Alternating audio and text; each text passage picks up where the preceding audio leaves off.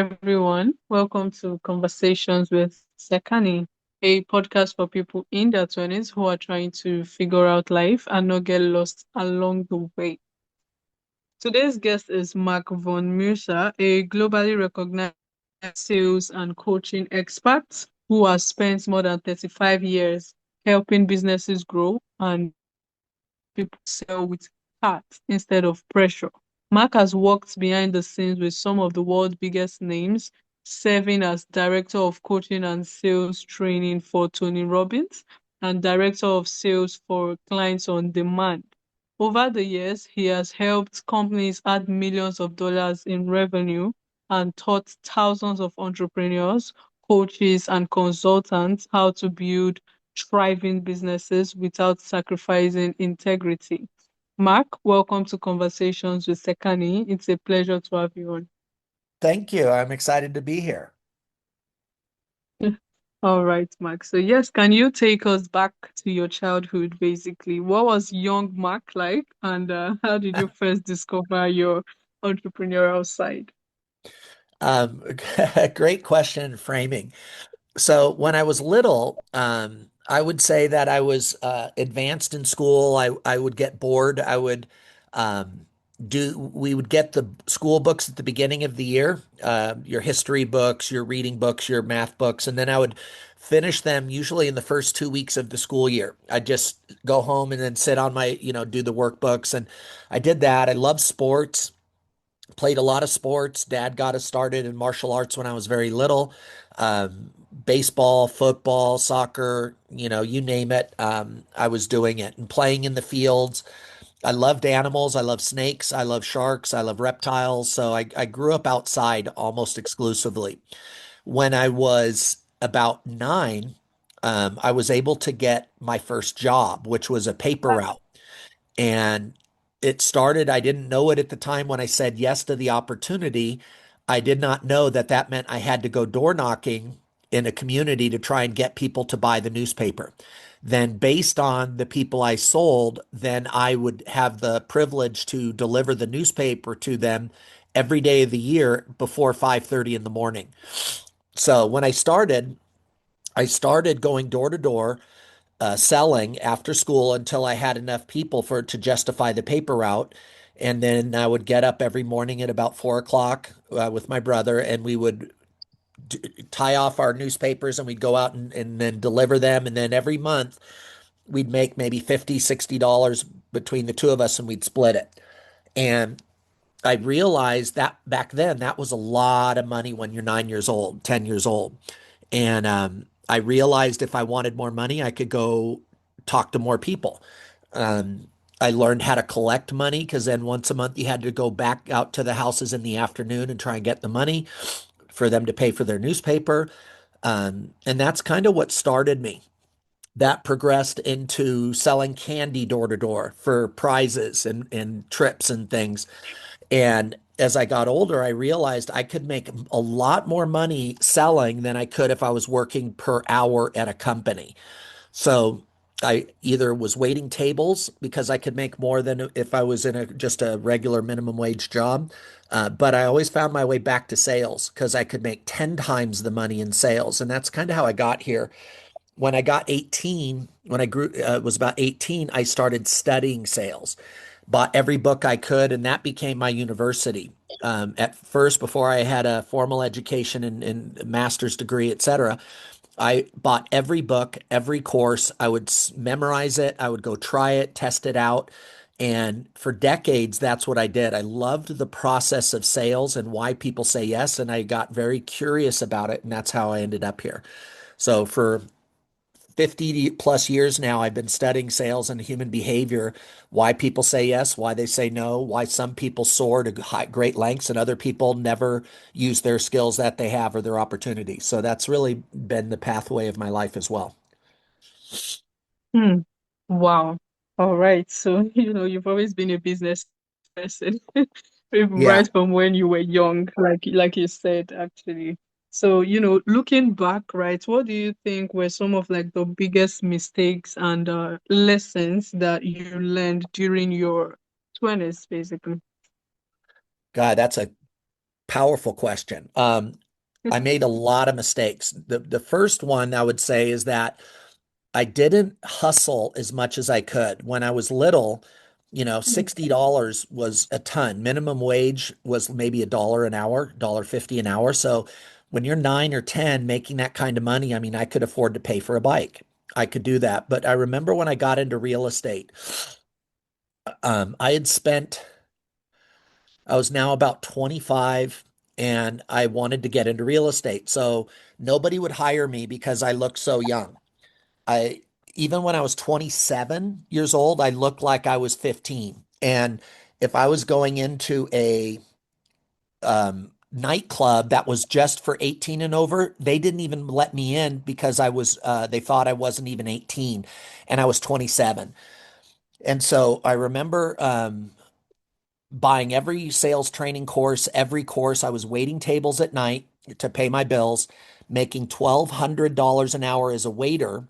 And then in the daytime, 6 days a week, 7 days a week, I was trying to break into real estate while I looked like I was a toddler. And I was running out of money.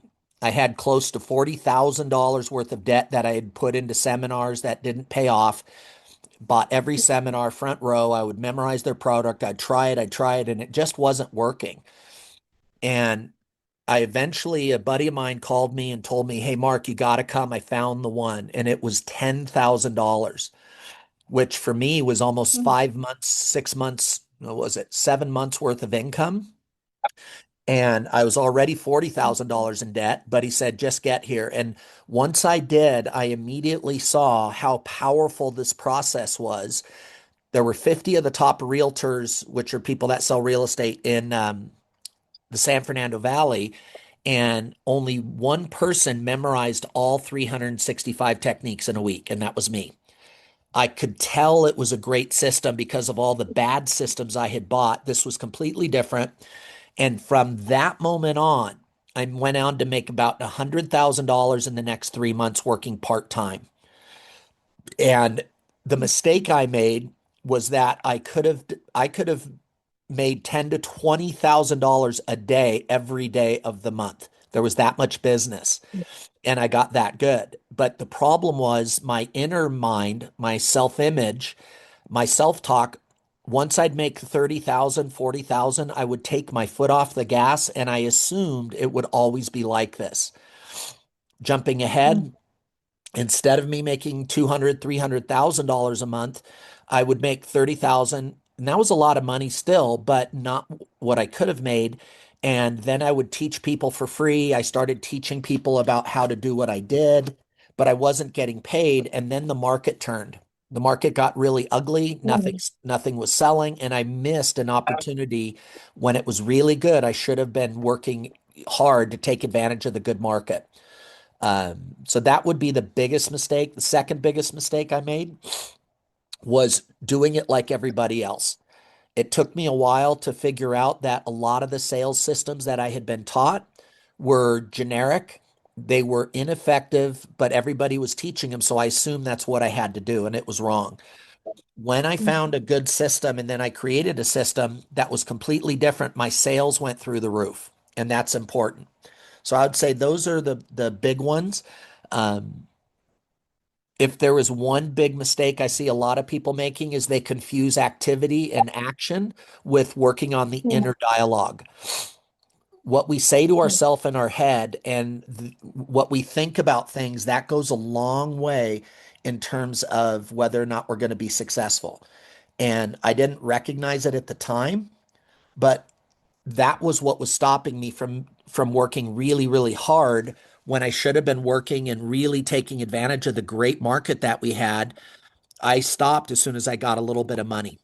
And that was an inner dialogue problem. That was because I didn't know that I didn't want to be seen as greedy. I didn't want to be seen as the guy that was, making a ton of money and then, thought he was better than other people. So I just mentally took my foot off the gas. So that would be some advice I would offer up to some of the young people is work your butt off.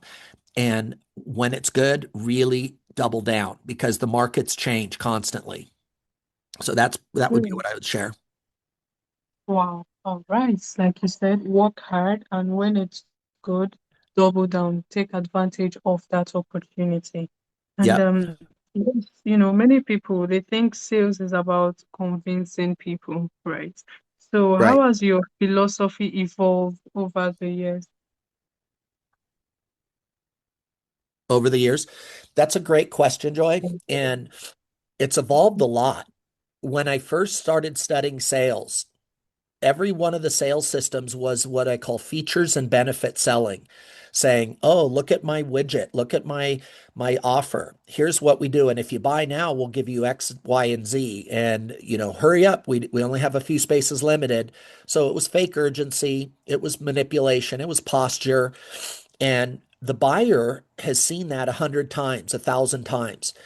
What I found with my process was I started to notice a trend over 10 years ago, which I call the trust deficit. Buyers rapidly were losing trust in the sales process and salespeople in general. If I go back 30, 40 years, salespeople were actually respected. And something happened over the decades where salespeople started to oversell, underdeliver. We'll just call it what it is. Many of the people lied. They did not deliver as they promised. And a lot of buyers started getting jaded and distrustful. To make it worse, now we are inundated with people trying to get their hands in your wallet. You go on Facebook to see your friends, and there's 100 ads. You go on your text on your cell phone, there's 100 ads in text. You go to the supermarket, there's ads everywhere. There's ads on the billboards, there's ads in the store, there's ads everywhere, and everybody is trying to get your attention. So what happened is the buyer started to evolve. Buyers got very Mm, sophisticated in saying no, finding creative ways that would allow them not to buy. And those are what I call buyer defenses. So I had to create a system of selling and enrollment that actually did not trigger the buyer defenses and allowed them to get to the point to find out if this was good for them and good for me is to work with them. And so I created heart-driven selling, which is now something I teach in sales alchemy, which was how to turn your words into gold. Once you understand the process and the philosophy, you learn how to sell anything to anybody at any time. And that's the system I did, which is more of an advocate, being a champion for the consumer, helping them solve their problems instead of trying to close them on what you want them to buy. So it's a structural significant difference, and it's about 10 to 100 times more effective. So that's what we teach now. mm. Wow. All right. Like you said, how to turn your words into gold. Yep, Right. So, if I may ask, how can I turn my words into gold, basically? sure. So, Right. messaging, storytelling, dialogue, persuasion, influence, these are skills that once you have them, you can go work at any place. You can develop a concept. There was a guy by the name of Adam Newman, and he created something called WeWork. It was community workstations, and he had no money. Mm, He was doing it to impress a girl and to try and get a girl's attention. He would walk through New York City with no shoes on, smoking dope, getting high, but he had a vision. He was able to articulate and turn his words into a compelling message that got to a point where he sold the what it could be. He sold the theory of community workspace, and the math didn't math. It wasn't a good math option, but before you know it, he had built a company worth $40 billion. He was never a formal mm, CEO. He never had business college, but he built something and he eventually imploded it. So he and his partner had to settle and cut their losses, and they walked away with $1 billion each because he learned how to sell the vision. So if you're there and turning your words into gold, it's really about figuring out how to harness your message to make a compelling offer to the people that are looking for help. And when you come from a place of service, you'll find that you align very quickly with their dreams, their desires, and their fears, and you're not going to be triggering their buyer defenses. So the art of persuasion and influence is incredibly powerful. It will make you a better partner, a better mother, a better father, a better friend, a better business person, because Every one of those requires the ability to influence other people for positive growth. So that would be the part that you can do it. You need to develop your skills, learn how to go ahead and identify the beliefs in your mind that are stopping you, how to reverse those, remove them, replace them with positive belief systems and positive self-talk, and then figure out how what you want to sell, how who needs it, and how to get in front of them. So we've simplified the process, but that would be a start. Hmm. Wow. All right. Okay. So first of all, I'd like to say thank you for sharing that wonderful one with us. And Uh-huh. personally, I'm learning a lot, right? I can see that, through messaging, storytelling, like you said, and dialogue, one can actually very successful when it comes to, sales. Right. Yeah. So what do you think is one of like the common misconception that, young entrepreneurs have about making money? So the thing about making money is it's the wrong focus. If you study Elon Mm, Musk from South Africa, he's now worth the first trillionaire. If you look at what mm, he's done and look at what other people do to create money and wealth, the focus is rarely on money. The focus is on adding value to society. So, Elon Musk did not sit around, and say, wow, I want to make $100,000. He asked himself questions like, wow, you can't use a credit card on eBay. If we could find a way to go ahead and create a merchant account for eBay users, which now is PayPal, he goes, we could go ahead and help a lot of people move a lot more product. So he mm, created PayPal, which was a portal that allowed people on eBay to go ahead and accept credit cards, get payment, and it would protect the seller and it protected the buyer. So he started to solve problems, and the money chases you when you start chasing your purpose. So the people that have gone very quickly now, to be fair, I have met people who are now billionaires, and one of them, he was worth $2.1 billion dollars. I was working with him on another project, and I didn't realize he was a multi-billionaire. I just assumed he was, doing good. But when I asked him, I said, "Hey, they told me you're a billionaire. Is that true?" And he goes, "Oh yeah." He goes, "I am. I think my worth is $2 billion." I said, "Wow, mm, that's surprising. Can I ask, how did you do it? What did you think of? What made you do it?" He goes, "Well, I got sick and tired of being broke. I looked around. I noticed that there were millionaires and billionaires who were not smarter than me, but I noticed a trend that they all created something and sold it. And so he goes, I just looked around in the areas that I was good at. I found a way to create some software. I met the people. I told him what I wanted. He created something, some type of software system, and then sold it to Google or whatever. And it happened relatively quickly, less than 5 years. He went from average Joe to a multi-billionaire. And I remember there was another guy when I was about just got out of the Navy. So this would have been in 92. And IPOs, initial public offerings were in the stock market were the big rage. So I was recruited to mm, put together a sales system for a software company, which I did. In theory, I was supposed to make 10 to 20 million dollars a year when the stock went public. And mm, so I recruited the people, I trained the people, I trained the back end for customer service. So I took over the training and then I also sold for them. Now, another guy that I knew, he was working at the local computer store. He was not very nice. He did not have good people skills, and he was pro Macintosh. He hated mm, DOS computers and Microsoft. He hated it, and he was very opinionated. So every time I'd go into the store, I wouldn't say get in arguments, but he would go ahead and try and convince me that Macintosh was a better platform. He was making mm, about $8 an hour. I was making about $250,000 a year. This is back in the 90s. And I remember I came into the store once to get some software and I go, "Hey, where's so and so?" And they go, "Oh, he quit." I go, "He quit? mm. Why?" They go, "Oh, you didn't hear?" And I go, "No." He goes, "He just sold his company and he made almost $1 billion. Oh, 500 million was his cut." I said, "What?" wow. Well, he created MP3, the software that allowed Mm, music to be played over the internet. And mm, while I was thinking I was crushing it at $20,000 a month back then, he was playing the long game. He thought bigger than mm, I had thought, and he had executed a plan. And so that really changed my thinking about what was possible. If you don't believe it's possible, so for example, if somebody is in Africa, if they believe that because they're in Africa, they cannot win because they don't have the assets, they're already in prison and they'll never be successful. If somebody from Africa goes, wow, I could go ahead and crush it. And if I go to America or I go to Europe or I go to these places, I will have a unique opportunity and I will see opportunity more than they will, which is very true.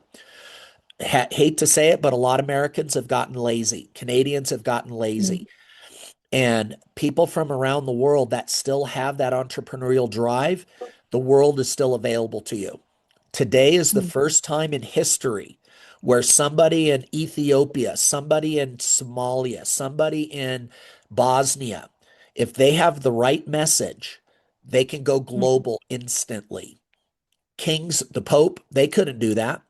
The President of the mm, United States 100 years ago could not go global instantly. And now with cell phones, you have access to more power in your phone than kings had and the Pope had even 50, 100 years ago. So most people don't see the opportunity and they keep playing small because of what is going on in their inner mind. And that's a big part of what we train in Sales Alchemy or Heal and Grow Rich or some of the programs that we offer. mm. Wow. Heal and grow rich. And this just reminded me of a guest I spoke with. He said there is no better time than now to do great Right. things.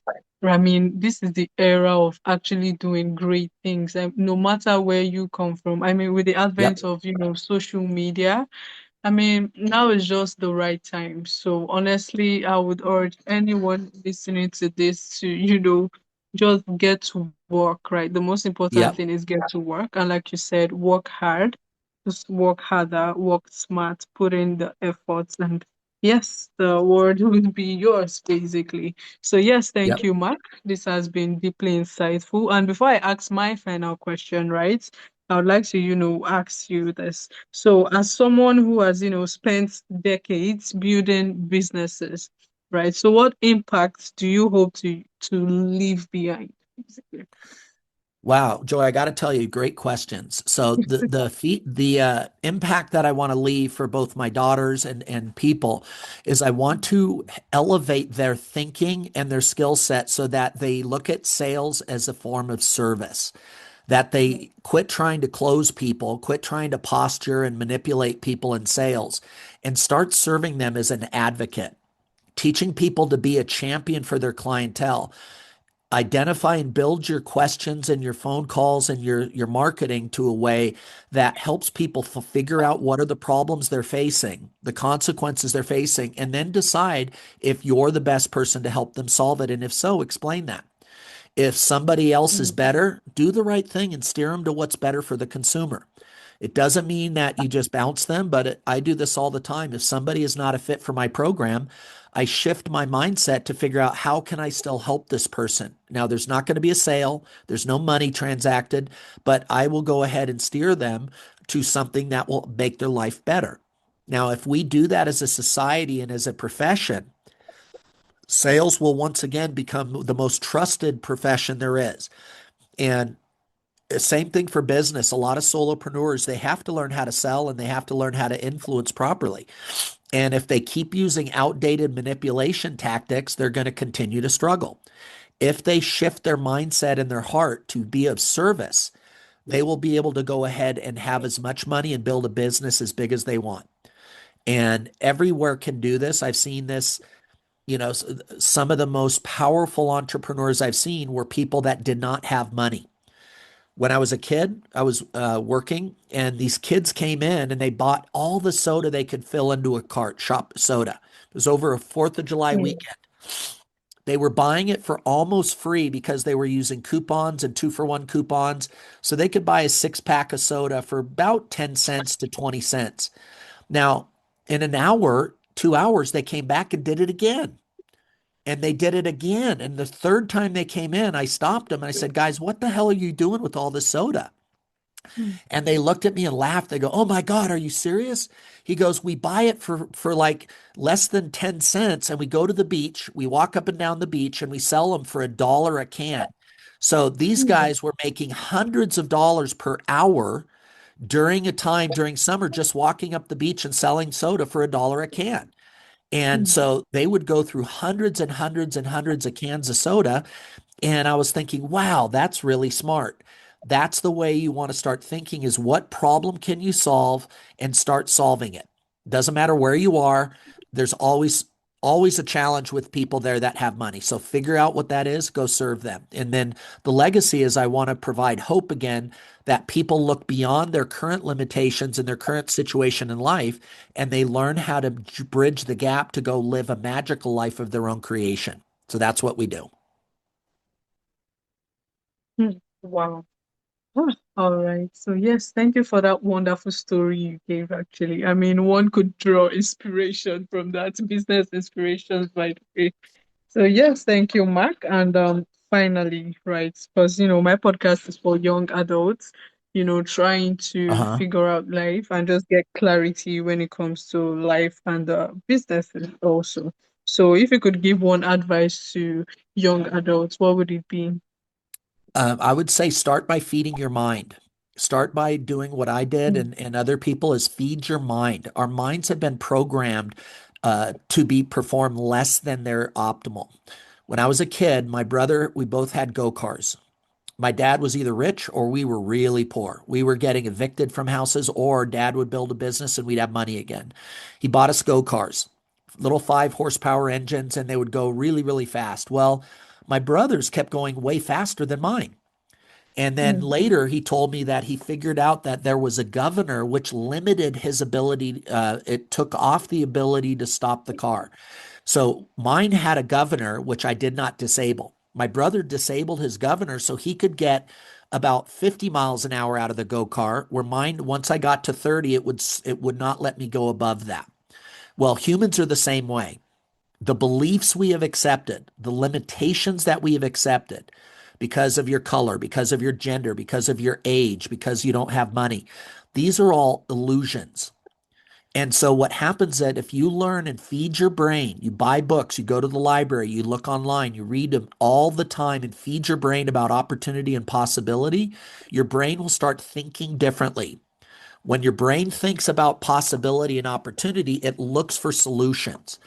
When you've already quit, you're not going to find any solutions. You're not going to find a way to start a business. You won't find a way to get rich. So you have to program the mind first. Then comes the action phase, the feedback phase, and now you can go ahead and create your destiny. So start by feeding your mind, watch what happens to your inner thoughts, and watch what happens to your actions, and most importantly, your results. That's what I would share with people. mm. Wow. All right. So yes, thank you, Mark. This has been absolutely amazing. And before you go, where can listeners get to, learn more about you and also connect with you? Um, so I would say there's a few places. Number one, you can find me at www.soarandroar.com, SOARANDROAR.com, or marcvonmusser.com, MarcVonMusser.com, or Google me. I'm pretty easy to find if as long as you spell my name right. I've got hundreds of videos out there and different things so people can find me that way. So those would All be the right. best ways to get a hold of me. All right. So I'm going to put the link in the show notes so it's easily accessible for listeners. And to my listeners, I'll say thanks for tuning in to Conversations with Sekani. If this episode sparked something in you, just as it did in me, make sure to share to someone who you think might need this, and also subscribe so you don't miss out on new episodes. Once again, thank you, Mark, and do have a wonderful day ahead of you. Likewise, have a beautiful day across the pond. Big love. Bye bye. Welcome.